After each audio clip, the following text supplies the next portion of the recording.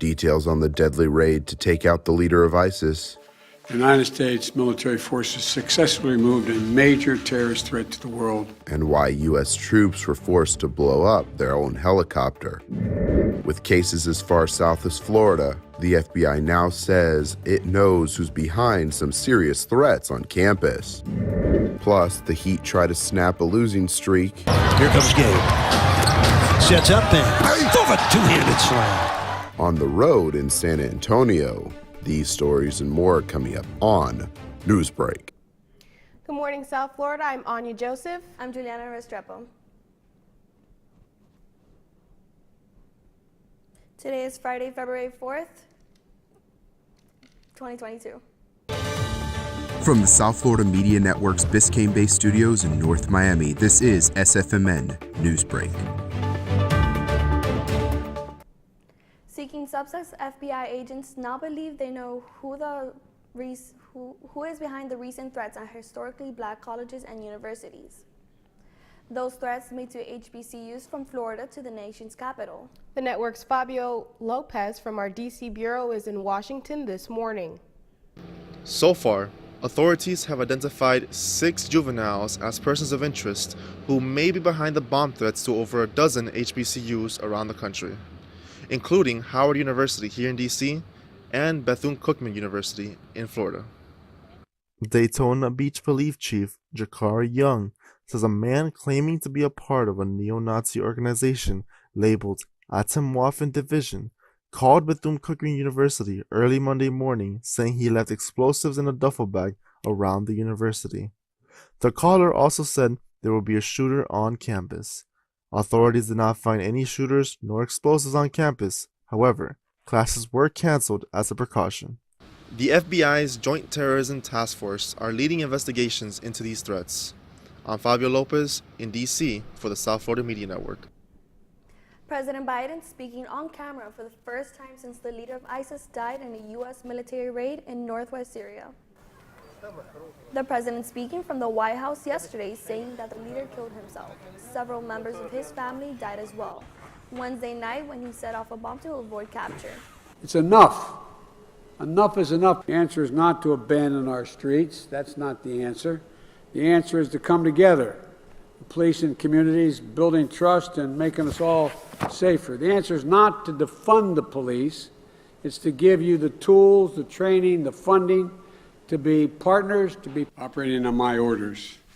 The United States military forces successfully removed a major terrorist threat to the world, the global leader of ISIS, known as Haji Abdullah. The troops were forced to leave a helicopter behind and ended up exploding it rather than letting it fall into enemy hands. President Biden with a strong message this morning as the nation battles against gun violence. The president visited a funeral for 2 NYPD officers who were killed in duty last month. He pledged to take action with the federal government against gun violence. It's enough. Enough is enough. The answer is not to abandon our streets. That's not the answer. The answer is to come together. The police and communities building trust and making us all safer. The answer is not to defund the police. It's to give you the tools, the training, the funding, to be partners, to be protectors. A Johns Hopkins University study found that the COVID-19 lockdowns had little to no effect on the death rates, lowering them by 0.2%. President Biden implementing more police funding, which is yet to be approved by Congress, and also sharing the Justice Department is working to stop the movement of so-called ghost guns. Researchers at Johns Hopkins University looking into the effectiveness lockdowns in preventing COVID deaths. As the network Sofia Lama reports, it all depended on what kind of business you closed down. A Johns Hopkins University study found that the COVID-19 lockdowns had little to no effect on the death rates, lowering them by 0.2%. The study done by economists looked at how different closures during the lockdown reduced COVID deaths. The study found that overall, lockdowns reduced COVID deaths by 0.2%. Business closures had the most impact, reducing COVID deaths by 10.6%. The study concluded that lockdowns were, quote, ill-founded and should be rejected as a pandemic policy instrument. But infectious disease expert Dr. Aileen Marty says that the shutdown was less about lowering death rates and more about giving the healthcare system time to create a plan of action. We needed time. The lockdown decreased transmission enough so that we started to figure out what we had to do when patients had this problem. COVID-19 has caused nearly 920,000 deaths in the United States, making it the nation with the highest mortality rate. Reporting from Washington, D.C. for the South Florida Media Network, I'm Sophia Lama. Billionaire philanthropist Mackenzie Scott has made another hefty donation to an educational organization. Previously, having made a multi-million-dollar donation to the FIU community, Mackenzie yesterday announced a donation to the educational nonprofit communities in school. This is the largest gift in the organization's history. The nonprofit helps 1.6 million kids across 26 states. Mackenzie's ex-husband, billionaire Jeff Bezos, is catching heat this morning over plans to possibly tear down part of a historic bridge. The city of Rotterdam in the Netherlands is considering a request to dismantle a bridge to allow a superyacht, reportedly owned by Jeff, to leave the shipyard where it is being built. Residents had a lot to say about the story, mostly in Dutch, but one guy did say this in English. Money makes the world go round. The boat is more than 400 feet long. Officials say they will consider the economic and environmental impact before approving the permit. The shipbuilder would have to pay for the bridge to be dismantled and restored. The Heat on the road in San Antonio and trying to snap a 3-game losing streak. That's still ahead, and so is the story. This is something that we've trained for, we prepare for. The work of a couple of brave men who risked their life to save man's best friend. Newsbreak will be back in 2 minutes. Type 2 diabetes can have a big impact on your life. But how can it be prevented? Well, the first step is knowing if you have something called prediabetes. Take the 1-minute risk test today at doihaveprediabetes.org. I know kids worry about a lot of things. Getting enough food to eat shouldn't be one of them. Through a nationwide network of food banks, Feeding America serves virtually every community in the United States. See how you can help your community. Visit feedingamerica.org.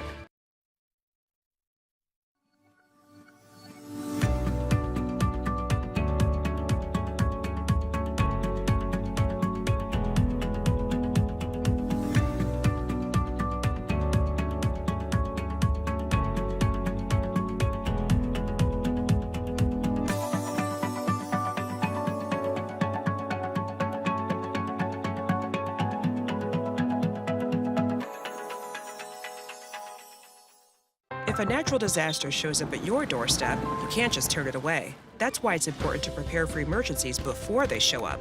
Go to ready.gov/plan to find the tools and tips you need. And make a plan today.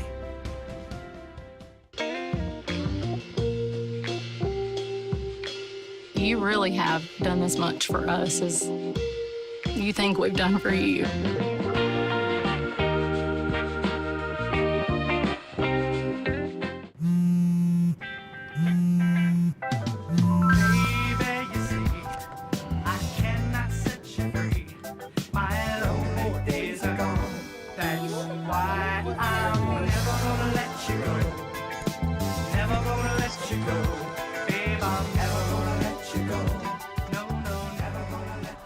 Here you go. Thank you. Thank you.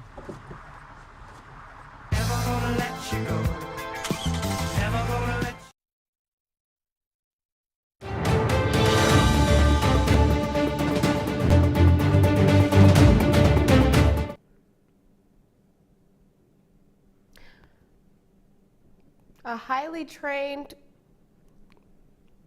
highly trained crew playing a high-stakes game of fetch after a dog gets trapped 17 stories below ground. With some heavy equipment and little food, firefighters rescue a dog stuck on a quarry ledge. Firefighters from Charlotte, North Carolina attempted a rescue of a dog in a quarry on Monday, but were unable to go through with it after finding the surrounding area unstable. They returned Wednesday and made the save. This is something that we've trained for, we prepare for. There's been several rescues around Charlotte that involve cranes, so it's equipment that we are somewhat familiar with, and the different companies that come out, and so it was great to put that training to use today. The rescue entailed some manpower, a crane, and some burger meat. Even though the firefighters encountered some trouble with a broken tree branch to scare the dog, they managed to coax him towards them and were able to carry him to safety. Kyle Lowry back in the game as Miami Heat snag a win against the San Antonio Spurs with a final score of 112-95. The Heat back with their starting lineup last night as they go up against the Spurs. The first time Lowry, Butler, and Adebayo played together since November 27th of last year, making this their 16th game together this season. It was a big night for Butler as well after being chosen for his 6th All-Star game. That's all the time we have Newsbreak. I'm Juliana Restrepo. I'm Anya Joseph. Get more news anytime at sfmn.fiu.edu.